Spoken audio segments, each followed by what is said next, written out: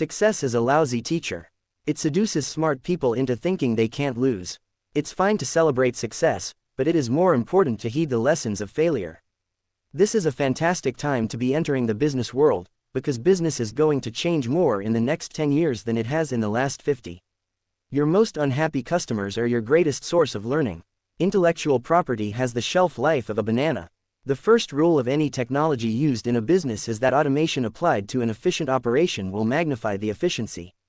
The second is that automation applied to an inefficient operation will magnify the inefficiency. Everyone needs a coach. It doesn't matter whether you're a basketball player, a tennis player, a gymnast, or a bridge player. In business, the idea of measuring what you are doing, picking the measurements that count, like customer satisfaction and performance, you thrive on that. Of my mental cycles, I devote maybe 10% to business thinking. Business isn't that complicated. I wouldn't want to put it on my business card. Intelligence is an elusive concept. There's a certain sharpness, an ability to absorb new facts. To walk into a situation, have something explained to you and immediately say, well, what about this? To ask an insightful question. To absorb it in real time. A capacity to remember. To relate to domains that may not seem connected at first. A certain creativity that allows people to be effective. Don't compare yourself with anyone in this world. If you do so, you are insulting yourself. We always overestimate the change that will occur in the next 2 years and underestimate the change that will occur in the next 10. Don't let yourself be lulled into inaction. Don't make the same decision twice. Spend time and thought to make a solid decision the first time so that you don't revisit the issue unnecessarily.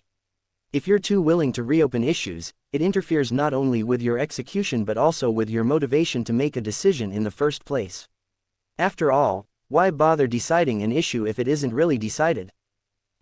Information technology and business are becoming inextricably interwoven.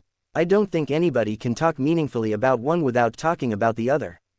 If I had to say what is the thing that I feel best about, it's being involved in this whole software revolution and what comes out of that, because you can go all over the world and go into schools and see these computers being used and go into hospitals and see them being used, and see how they're tools for sharing information that hopefully leads to more peaceful conditions, and just the great research advances that come out of that. If you show people the problems and you show people the solutions, they will be moved to act. Whether it's Google or Apple or free software, we've got some fantastic competitors and it keeps us on our toes. To win big, you sometimes have to take big risks. Our success has really been based on partnerships from the very beginning. A bad strategy will fail no matter how good your information is, and lame execution will stymie a good strategy. If you do enough things poorly, you will go out of business. Business people need to shake off the notion that information is hard to get. Only a few businesses will succeed by having the lowest price, so most will need a strategy that includes customer services.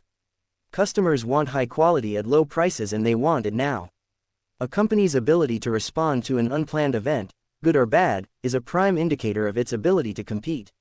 Reward-worthy failure, experimentation.